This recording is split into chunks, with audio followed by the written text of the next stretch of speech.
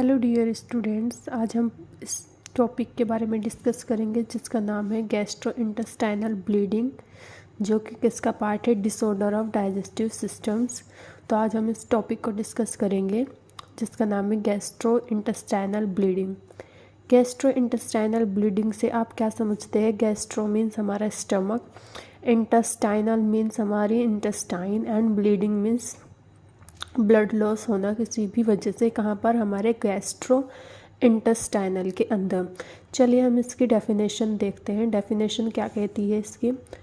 GI bleeding is a serious problem in which haemorrhage occurs from digestive tract organ. इसके अंदर क्या होगा, जैसे कि हमारा डाइजेस्टिव सिस्टम होता है, आपको पता होगा माउथ से लेके एनस तक हमारा क्या होता है, डाइजेस्टिव सिस्टम होता है।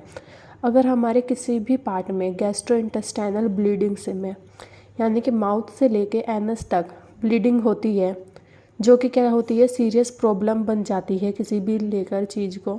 अगर हमारे अंदर डाइजेस्टिव ट्रैक्ट के अंदर हेमरेज हो जाता है किसी भी वजह से, जैसे पेप्टिक अल्सर हो गया या फिर इन्फ्लामेशन हो गई, किसी भी वजह से कुछ भी हो जाता है अगर हेमरेज हमारे डाइजेस्टिव ट्रैक्ट के अंदर, उसको हम क्या बोलेंगे, जीआई ब्लीडिंग बोलेंगे। अब इसके कुछ टाइप्स होते हैं, types of GID bleeding. GID bleeding के जो टाइप्स होते हैं वो डिवाइडेड है टू टाइप्स में, upper GID bleeding and lower GID bleeding. Upper GID bleeding के अंदर हम क्या देखेंगे, मैंने बताया कि डाइजेस्टिव सिस्टम हमारा होता है वो माउथ से लेके एनस तक होता है। माउथ से लेके एनस तक क्या होता है, हमारा जी डाइजेस्टिव सिस्टम होता है। तो उसमें हम डिवाइडेड करेंगे upper GID bleeding and lower GID bleeding. अगर हम अपर जीआईडी ब्लीडिंग को डिफाइन करें तो वो कुछ ऐसे होगा, if bleeding occur in oesophagus, stomach और initial part of the small intestine duodenum is called upper GID bleeding. अगर ब्लीडिंग हमारे इसोफेगस से लेके ड्यूडेनम, इंटेस्टाइन का फर्स्ट पार्ट यानी कि ड्यूडेनम, इनिशियल पार्ट क्या है, स्मॉल इंटेस्टाइन का हमारा ड्यूडेनम, वहाँ से वहाँ तक अगर हमारी ब्लीडिंग होती है किसी भी पार्ट्स में या किसी भी ऑर्गन में, तो क्या होगा, अपर जीआईडी ब्लीडिंग उसको कहेंगे। यानी कि हमारे माउथ से लेके इनिशियल पार्ट ऑफ ड्यूडेनम के अगर इसमें ब्लीडिंग होती है तो उसे अपर जीआईडी ब्लीडिंग बोलेंगे। फिर सेकेंड है lower GID bleeding. Lower GID bleeding, if bleeding occurs in the lower small intestine, large intestine, rectum, anus is called lower GID bleeding. अगर ब्लीडिंग होती है किसी भी वजह से, पेप्टिक अल्सर, इन्फ्लामेशन कॉजेज हो गई, तो किसी भी वजह से अगर small intestine, large intestine, rectum and anus में अगर ब्लीडिंग होती है, उसको हम क्या बोलेंगे, लोअर जीआईडी ब्लीडिंग। अब हम बात करते हैं इसकी ईटियोलॉजी। ईटियोलॉजी मीन्स यानी कि कॉजेज़, किस कारण हमें ये जीआईडी ब्लीडिंग हो सकती है। ब्लड किस तरह, यानी कि किस कारण हमारे पार्ट्स के अंदर, हमारे ऑर्गन्स के अंदर, बॉडी के अंदर अगर ब्लड निकलेगा माउथ या फिर रेक्टम के थ्रू, तो वो किस वजह से निकल सकता है, यानी कि ईटियोलॉजी इसकी क्या होगी।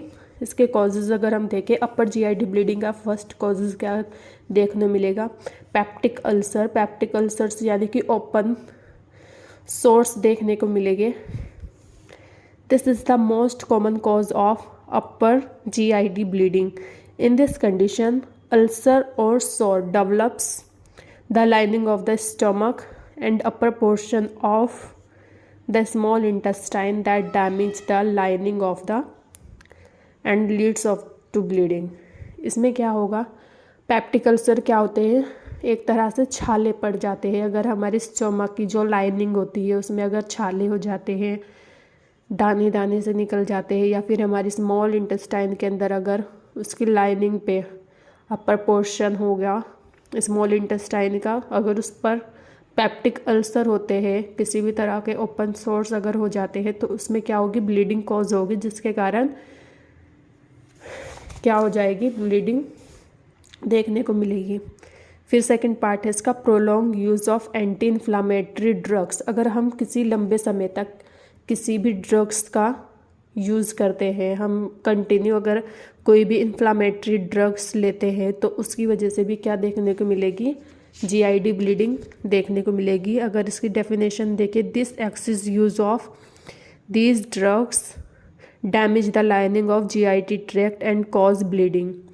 अगर हम लंबे समय तक वही ड्रग्स, अगर हम कंटिन्यू ड्रग्स लेंगे तो वो हमारी लाइनिंग को क्या कर देगी, डैमेज कर देगी, जिसकी वजह से ब्लीडिंग कॉज होगी। अब इसका हम सेकंड पार्ट पढ़ते हैं। थर्ड पार्ट्स क्या है इसका, abnormal and large when in the oesophagus. हमारी जो इसोफेगस होगी उसका एनलार्जमेंट हो जाना एबनॉर्मलिटी के द्वारा। इसके अंदर क्या होगा, हमारी जो ब्लड वेसल्स होगी वो क्या हो जाएगी, रैप्चर हो जाएगी, जिसकी वजह से ब्लीडिंग कॉज होगी। This condition mostly occur in people with serious liver disorder, जिसको पहले से लीवर डिसऑर्डर की प्रॉब्लम है, मोस्टली उनके अंदर ये कॉज देखने को मिलता है। फोर्थ क्या है, मेलरी फियर्स tear in the lining of the tube and that connect throat to stomach. Throat से लेके हमारे स्टमक तक एक ट्यूब कनेक्ट होती है, जिसको हम इसोफेगस भी बोल सकते हैं। थ्रोट्स यानी कि हमारा गला, हमारी गले से लेके पेट तक यानी कि स्टमक तक एक ट्यूब कनेक्ट होती है। डाइजेस्टिव ट्रैक्ट भी इसको बोलते हैं। It can cause a lot of bleeding. These are the most in the people who drink excessive alcohol. अगर हम हद से ज़्यादा अल्कोहल का यूज़ करेंगे तो हमारे थ्रोट से लेकर स्टमक तक एक ट्यूब होती है, उसकी अगर लाइनिंग क्या देखने को मिलेगी, टीयर्स यानी कि रैप्चर हो जाएगी, जिसकी वजह से ब्लीडिंग कॉज होगी। कैंसर, अगर कोई पेशेंट पहले से ही कैंसर है उसको, उसके अंदर भी GID ब्लीडिंग कॉज होगी। Now the second part, lower GID bleeding के हम कॉजेज देखते हैं। Inflammatory bowel disease. Inflammatory bowel disease यानी कि हमारे जैसे भी हम बाउल पास आउट करते हैं उसके अंदर ब्लीडिंग कॉज देखने को मिलेगी। वो किसी भी कारण हो सकती है। अगर किसी को अल्सरेटिव कोलाइटिस है तो उसकी वजह से भी GID ब्लीडिंग कॉज होगी। अगर इसमें देखें, cause inflammation in colon and rectum. अगर कॉलोन और रेक्टम के पार्ट्स में उस जगह अगर ब्लीडिंग होती है तो उसको क्या बोलेंगे, inflammatory bowel disease. Second, proctilis. This is inflammation of the lining of the rectum which can cause bleeding from the rectum. इसको क्या बोलेंगे, अगर हमारे रेक्टम में, अगर पेशेंट का रेक्टम में क्या होगी, इन्फ्लामेशन कॉज होती है तो उसके अंदर भी क्या होगी, ब्लीडिंग होगी, कि पास आउट करने में क्या होगी, उसको प्रॉब्लम होगी। और उसको पहले से अगर कोई इन्फ्लामेशन है तो उसके अंदर क्या होगी, उसको पेन होगा तो ब्लीडिंग होगी उसको। फिर है कॉलोन पोलैप्स यानी कि गांठ बन जाना किसी भी कारण। Small lumps of cell that form on the lining of colon can cause bleeding. छोटी छोटी गांठें बन जाना सेल्स की, कहाँ पर, हमारे कॉलोन होता है ना, स्मॉल इंटेस्टाइन का पार्ट्स, या फिर हमारा लार्ज इंटेस्टाइन का जो पार्ट्स होता है उसके अंदर कॉलोन प्रेजेंट होता है। अगर उसके अंदर क्या हो जाती है, वहाँ पर स्मॉल गांठें बन जाती है तो उसमें क्या होगी, ब्लीडिंग कॉज होगी। ट्यूमर्स, अगर किसी भी तरह का ट्यूमर्स हमारी बॉडी के अंदर पहले से अगर प्रेजेंट है, अगर हम उसकी हिस्ट्री चेक करें पेशेंट की, अगर उसको कैंसर है तो तब भी क्या होगी, ब्लीडिंग कॉज हो सकती है। अब ट्यूमर्स नॉन कैंसरस भी हो सकता है, मेनिंजाइटिस भी हो सकता है, बिकॉज ऑफ द उसका इम्यून सिस्टम क्या है वहाँ पे पहले से ही वीक है, जिसकी वजह से उसको ब्लीडिंग हो सकती है। नाउ एनाल फीज़र यानी कि बवासीर, अगर किसी को पहले से ही है उसको भी ब्लीडिंग होगी। फिर उसके बाद है एंजियोडिस्प्लेजिया। अगर किसी को एबनॉर्मल ब्लड वेसल्स, उसके गैस्ट्रोइंटेस्टाइनल ट्रैक्ट के अंदर जो एबनॉर्मल्स ब्लड वेसल्स होती है, अगर वो रैप्चर हो जाती है उसको हम क्या बोलेंगे, एंजियोडिस्प्लेजिया। इन्फेक्शियस डायरिया, अगर डायरिया होता है उसमें भी क्या होगा, इन्फेक्शंस देखने को मिलेगा। इन सभी कॉजेज़ की वजह से हो सकता है ये। नाउ आज के लिए इतना ही, इसका हम सेकंड पार्ट डिस्कस करेंगे नेक्स्ट वीडियो के अंदर। So please subscribe and like this channel. Thank you for more watching videos.